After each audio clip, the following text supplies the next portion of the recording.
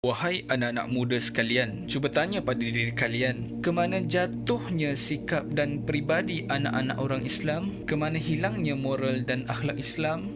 Hari ini, kita lihat hari ini, hancurnya anak-anak muda kita, rapuhnya anak-anak muda kita, angkara pengaruh luar yang dibenci dalam Islam, angkara pengaruh luar yang merosakkan fikiran dan akhlak Islam, angkara pengaruh luar yang bertentangan dengan akhlak Islam, pengaruh yang ditentang oleh Islam. Siapakah yang patut kita persalahkan? Apakah mereka yang patut dipersalahkan? Daripada Abu Sa'id Al-Khudri radhiyallahu anhu, katanya Nabi SAW bersabda, kamu semua akan mengikut jejak langkah umat-umat sebelum kamu, sejengkal demi sejengkal, sehasta demi sehasta, sehingga kalau mereka masuk lubang biawak sekalipun, kamu tetap akan mengikut mereka. Kami bertanya, adakah mereka itu Yahudi dan Nasrani? Maka Nabi SAW menjawab, ya.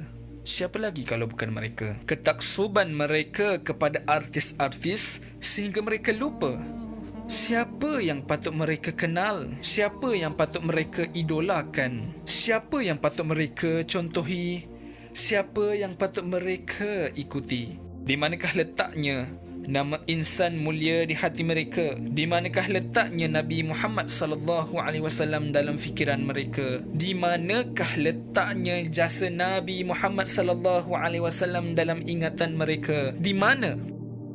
Kami mahu tahu di mana. Apakah di hati kalian hanyalah orang-orang yang menayangkan keindahan dunia yang hina dengan suaranya, dengan tariannya, dengan lakonannya, dengan kekayaannya, dengan bakatnya, dengan mukanya, dengan tubuhnya, dengan apa sahaja, sampaikan mereka lebih layak duduk di hati kalian melebihi sang kekasih Allah Nabi Muhammad Rasulullah SAW? Tidakkah kamu merenung daripada ayat Allah Subhanahu wa taala?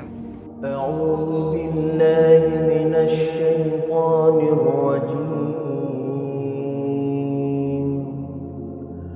Laqad kana lakum fi rasulillahi uswatun hasanatun liman kana yarjullaha wal yawmal akhir.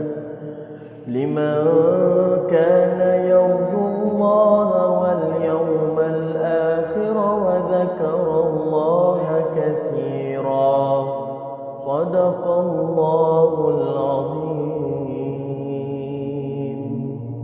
Suatu ketika dahulu, ketika Ali Ar-Ridha Ibnu Musa Al-Kazim, Ibnu Ja'far As-Sadiq datang pada satu perkumpulan dan para penduduk setempat datang untuk melihatnya. Ketika sampai di luar kota dan saat itu dia memakai penutup pada wajahnya, kemudian para penduduk memintanya untuk membuka penutup wajahnya. Maka akhirnya ia membuka wajahnya yang penuh dengan cahaya.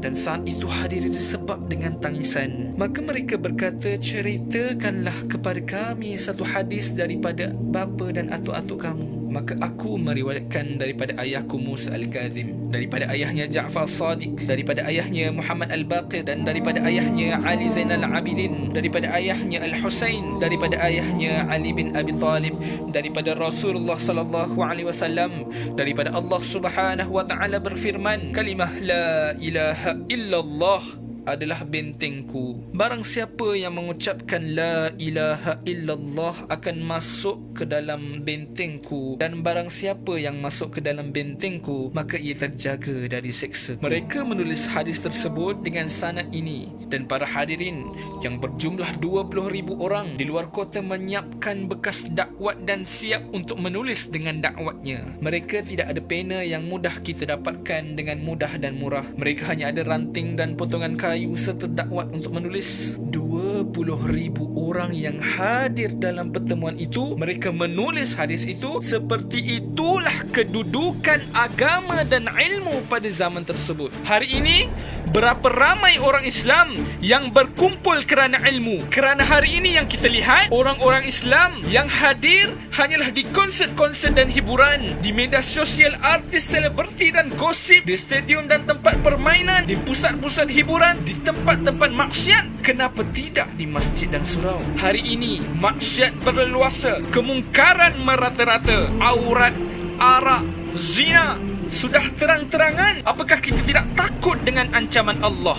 Apakah kita tidak gentar dengan siksaan Allah? Apakah kalian tidak membaca tentang kaum yang terdahulu? Ada yang dihancurkan, ada yang dimusnahkan, ada yang dihinakan.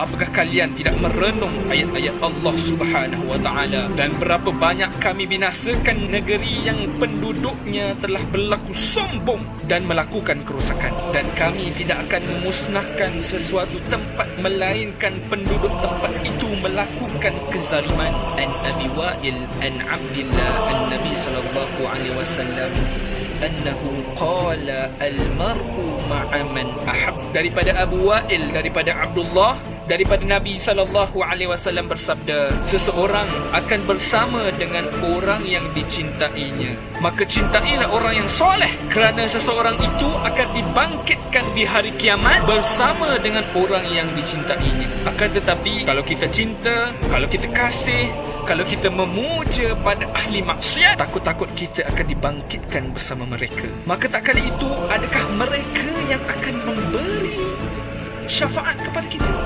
Maka tak kali itu, adakah mereka yang akan memberi pertolongan kepada kita? Wahai anak-anak muda, kamu ialah pewaris, kamu ialah contoh, kamu ialah cermin, dan kamu ialah masa hadapan agama, bangsa dan negara. Maka bangkitlah. Bangkitlah demi agama, demi bangsa, demi negara, demi Islam. Penuhkan dada-dadamu dengan ilmu dan iman. Perbanyakkanlah amalan agar kamu menjadi contoh anak muda yang dibanggakan Rasulullah sallallahu alaihi wasallam. Jangan sia-siakan umurmu dengan perkara yang dimurkai oleh Allah Subhanahu wa taala.